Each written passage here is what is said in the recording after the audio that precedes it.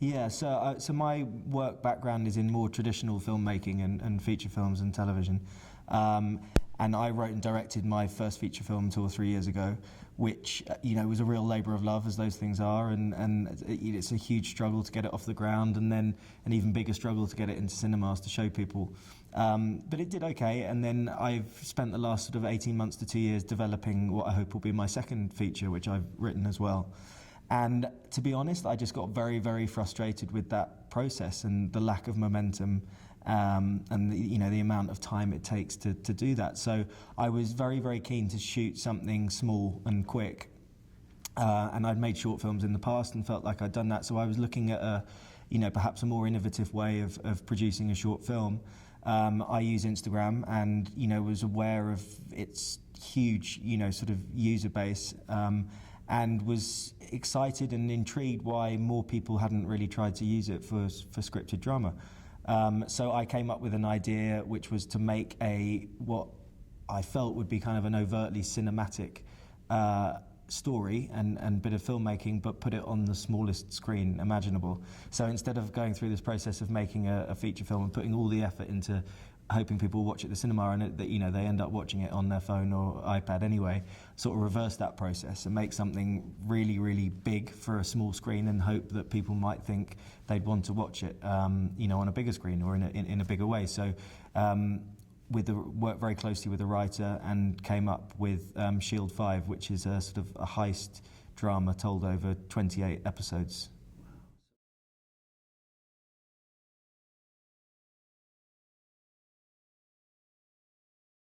Change as little as possible, and one of my sort of big buzz phrases for all the crew and the cast, throughout the whole process was, we're treating this as exactly as we would do as if we were making it for the cinema. The obvious difference it was in the preparation and the writing, knowing that Instagram had at that time 15-second limit on video. We knew that it played on a loop, that you couldn't stop and rewind or pause a video. So we tried to use that to our advantage and make the last frame cut with the first frame of each episode, so that the join and where the episode started and ended would be slightly hidden, and hopefully I think in some of the episodes this has worked better than others, but it creates the illusion that it's slightly longer than it is because you're not quite sure where it begins and ends. So there was a very, very careful process between me and Adam, the writer, in terms of creating a story that could be told this way. And then from that point onwards, when we went actually onto set and in post-production, the processes were really similar, actually.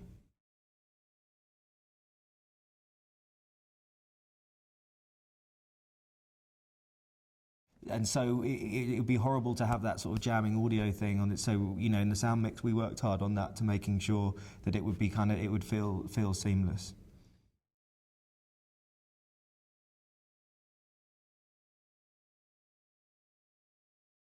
Adam and I started with, we just threw the 15-second thing to the side for at the beginning and just said, let's come up with a story that feels bold and cinematic and could be told episodically, whether the episodes were an hour long or whatever. So that was the starting point, and then we just started to condense the story into I guess bullet points, for want of a better phrase, about where the arcs would be and where the twists would be.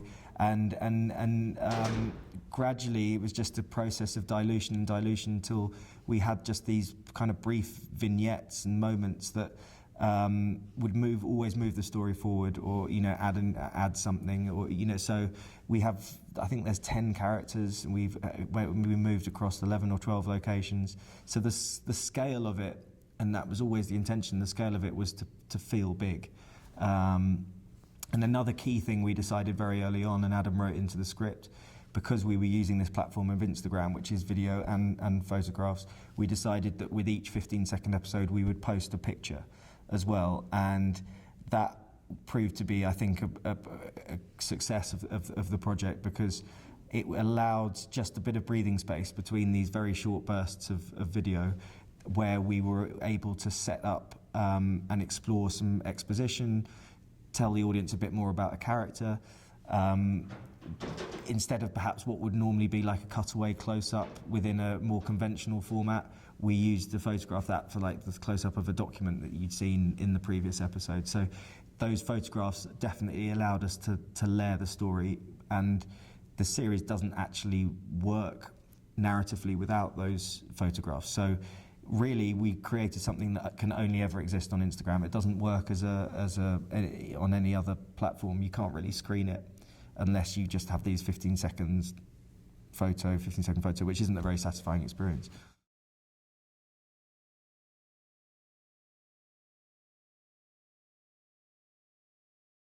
Well, I think there wasn't really, perhaps naively, there wasn't much of an end goal for this other than, producing something that people hadn't seen before on this platform. Of course, there's a hope that someone might like it, and you think, well, let's turn Shield 5 into a bigger series or turn it into a film or whatever.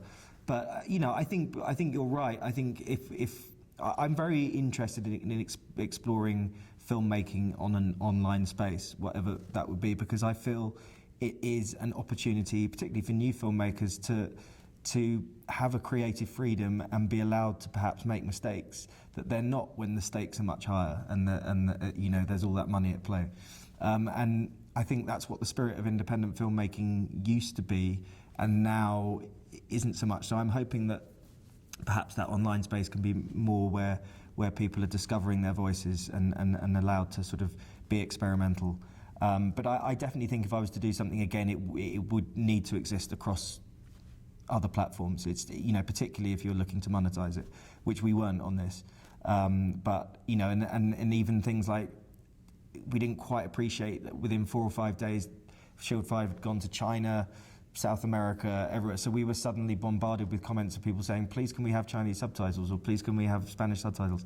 And that was like, we just weren't equipped to deal with that. And the videos were made, and the screen's so small, to start crowding it with subtitles was problematic. So there are definitely things that we'd do differently. And I think also these platforms need to decide whether they want web series on them. I don't, having gone through my experience, I don't necessarily believe Instagram does, because sort of as a filmmaker and as an audience, I don't think the layout of the platform and some of the restrictions of the platform are particularly helpful or user-friendly for that. So it'd be interesting to see how they adapt. I mean, Instagram, we released 1 episode a day throughout February of this year.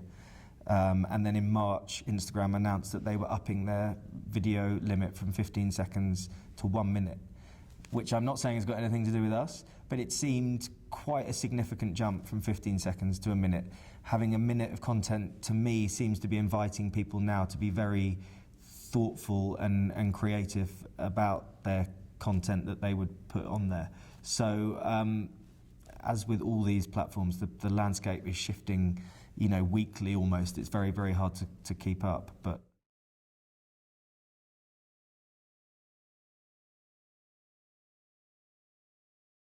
I think you could ask 100 scientists and they come back with different answers. For me, whether this is a naive romantic attitude or not, I just like the idea of telling stories through film. So if it's a minute long or 2.5 hours long, it doesn't bother me, as long as the story's good and the characters are interesting and the production values, whatever it is that kind of hooks you in. The length of it doesn't matter to me. I think what was very interesting for me, coming through the process that I have, and my background, as I said, is sort of more traditional kind of independent filmmaking, is the lack of interest that the more traditional industry has or had in Shield 5.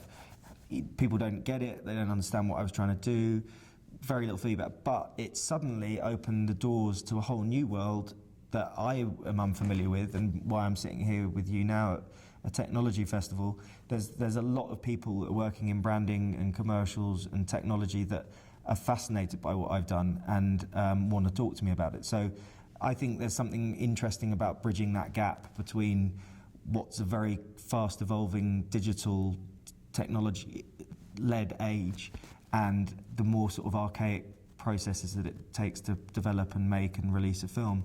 And I'd really like that sort of gap to narrow.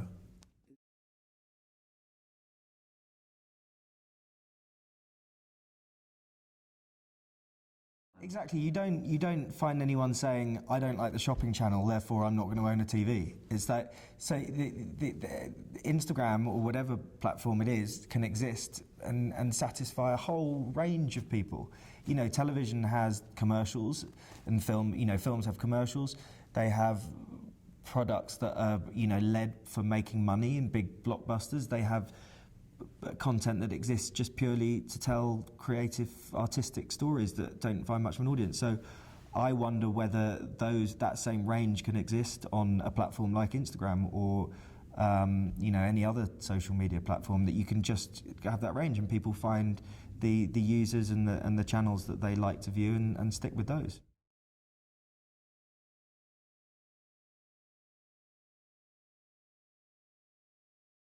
Listen, no one was more surprised than me when I started getting emails telling me I was an innovator. As far as I was doing, I was just making a short film, and it's just the way the reaction was really interesting. Our show got featured on the Deadline website, Deadline Hollywood, and it suddenly got all this kind of really aggressive feedback from people saying, "What the fuck are you doing? Why are Instagram entering the content race? That isn't what Instagram's for." It's just like, I was slightly taken aback by some of the reactions, but I think, yes, cameras have been around for a long time. I think everyone now has a camera in their pocket, which is a relatively new thing. So I think there is, and I think this is particularly in the UK, I think, filmmakers in the US are slightly sort of ahead of the curve on this, that there is an association that anything that's online will be of very poor, low quality. And there is that kind of snobbery that exists definitely within the industry where I'm from in the UK. But I think there has to be a shift in that. It's inevitable it'll happen because, like I said earlier, it's a space where people can have creative freedom, and shows like High Maintenance and amongst others have really shown that. And if they get picked up by HBO to turn it into a series that more people can watch, then it's great. It's nice to feel that people are watching those kind of series and thinking that there is a bigger way of telling those stories. But I personally don't see any sort of difference in what I've done other than just how I've chosen to release it. So the level of reaction has been quite interesting.